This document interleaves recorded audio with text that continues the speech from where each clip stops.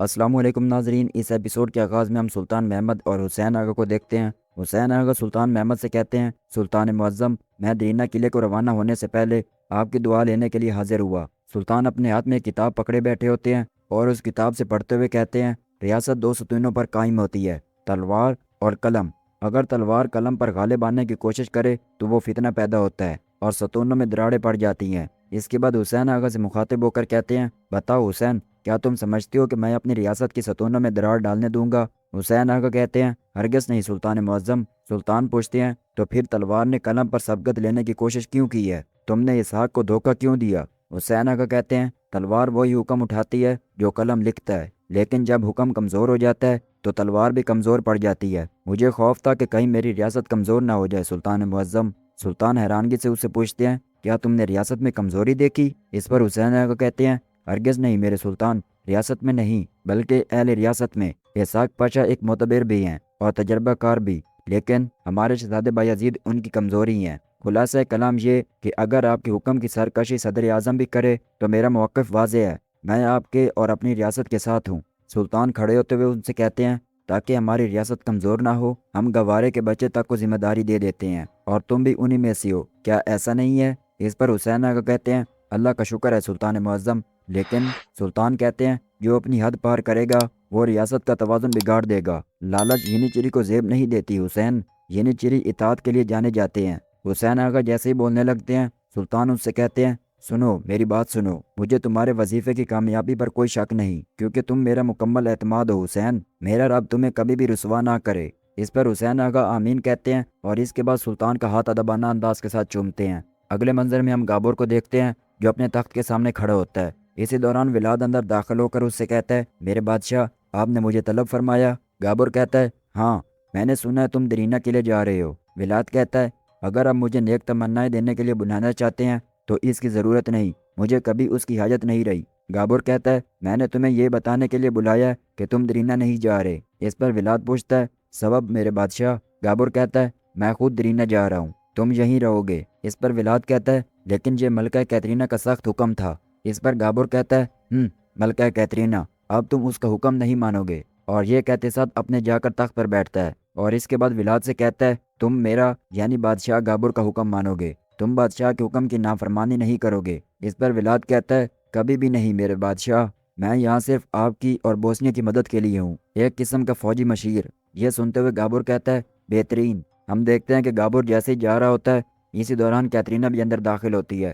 ولاد اسے اشارے کی مدد سے کہتا ہے، پرسکون رہنا۔ اگلے منظر میں ہم دوغان پاشا اور حسین آغا کو دیکھتے ہیں جو تمام تر ینیچری سپاہیوں کو اکٹھے کیے ہوئے ان سے بلند آواز میں کہتے ہیں، اے میرے شیروں کی فوج، اے اسلام کی تیز تلواروں، وہ جنگجو جو میدان جنگ میں شیر بنتے ہیں، وہ کافروں کے دلوں میں گرجتے ہیں، قلعوں کو فتح کرنے والے اور فوج کو تباہ کرنے والے جنگجو، اس بار ہم حملہ نہیں کریں گے بلکہ ہم ان کافروں کو تباہ کریں گے جو درینہ قلعے پر حملہ کرنا چاہتے ہیں۔ کافر درینہ قلعے کی طرف بڑھ رہے ہیں، لیکن وہ ایک بات نہیں جانتے کہ تم جیسے جنگجو قلعے کے اندر داخل ہوں گے جو اپنی جانیں قربان کر دیں گے لیکن قلعے کو کبھی نہیں چھوڑیں گے۔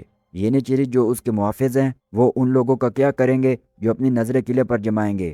اس پر تمام ینیچری سپاہی اونچی آواز میں کہتے ہیں، ان کی آنکھیں نوچ لیں گے۔ اس کے بعد دوغان پاشا حسین آغا کو کچھ بولنے کو کہتے ہیں، میرے بہادر جنگجو، ساری دنیا نے لڑائی میں تمہاری مہارت کے بارے میں سنا ہے، لیکن کچھ ایسے ہیں جنہیں سماعت کے مسائل ہیں۔ اب ینیچری کی قدرت پوری دنیا کو دکھانے کا وقت آ گیا ہے۔ اور یہ کہتے ساتھ اپنے خنجر کو بے نیام کرتے ہوئے فضا میں بلند کرتے ہیں۔ تمام ینیچری سپاہی بھی اپنی تلواروں کو بلند کرتے ہوئے تکبیر اللہ اکبر کا نعرہ بلند کرتے ہیں۔ اس کے بعد ہم جنگل کے اندر بہار خاتون اور شہزادی روز کو دیکھتے ہیں۔ شہزادی روز بہار خاتون سے پوچھتی ہے، گلشا ہمارے ساتھ ایک ہی جھگڑے میں کیوں نہیں آ رہی؟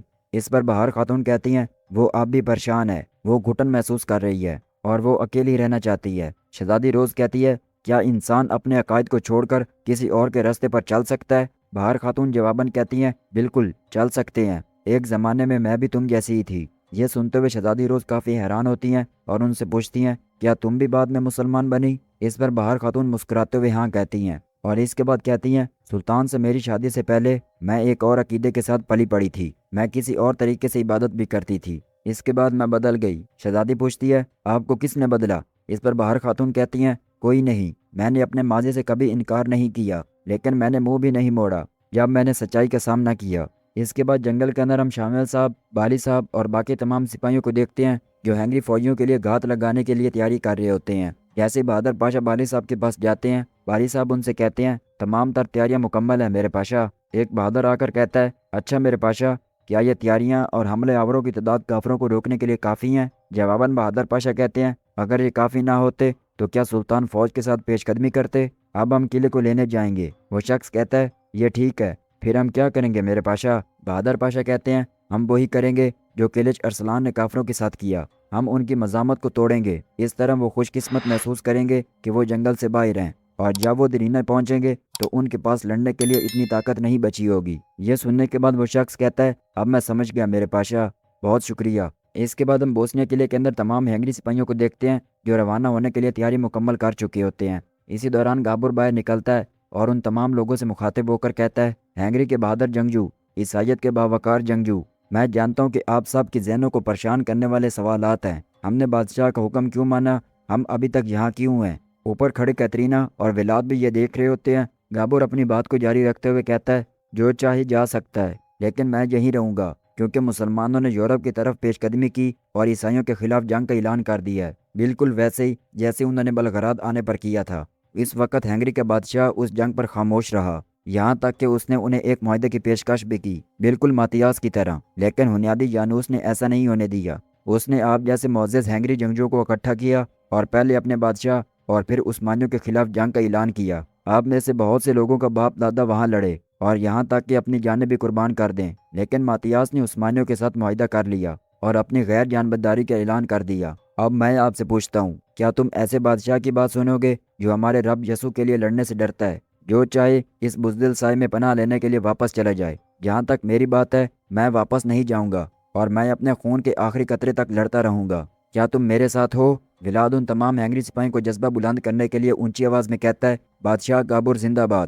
یہ سنتے ہوئے آہستہ آہستہ تمام سپاہی اونچی آواز میں بادشاہ گابر زندہ باد کا نعرہ بلند کرنا شروع کر دیتے ہیں۔ اگلے منظر میں ہم ماتیاس کو دیکھتے ہیں جو پوپ کے پاس پہنچ چکا ہوتا ہے۔ پوپ اسے دیکھتے ہوئے کافی حیران ہوتا ہے اور اس سے مخاطب ہو کر کہتا ہے ماتیاس، مجھے تمہارے آنے کی امید نہیں تھی اور اپنے آنے کی خبر بھی نہیں بھیجی۔ ماتیاس بغیر کسی خوف سے اس کی آنکھوں میں آنکھیں ڈال کر کہتا ہے تمہارے لیے افسوس کی بات ہے، پوپ کے طور پر پوری عیسائی دنیا کی تمہاری قیادت واقعی شرمناک ہے۔ پوپ کہتا ہے تم کیا کہہ رہے ہو ماتیاس، اس کا کیا مطلب ہے؟ اس پر ماتیاس کہتا ہے جنہوں نے ہمارے رب یسوع مسیح کو مصلوب کیا، تم ان شیطانوں کا سونا کیسے قبول کر سکتے ہو جن پر ہمارے مذہب میں لعنت کی گئی ہے؟ پوپ کافی گھبرائی ہوئی حالت کے ساتھ کہتا ہے ایسی کوئی بات نہیں ہے، یہ کس نے کہا ہے؟ یہ سب کچھ جھوٹ ہے۔ ماتیاس اسی کاغذات کو نکال کر اس سے کہتا ہے اور کیا یہ معاہدہ بھی جھوٹ ہے؟ پوپ جیسے معاہدہ پڑھتا ہے اور اس کے بعد کہتا ہے میں مجبور کیا گیا ماتیاس، عیسائیت کی خاطر ہمیں مجبور کیا گیا، ہمیں عثمانیوں کو شکست دینے کے لیے سونے کی ضرورت تھی۔ ماتیاس کہتا ہے یہودی ہمارے مذہب کے بدترین دشمن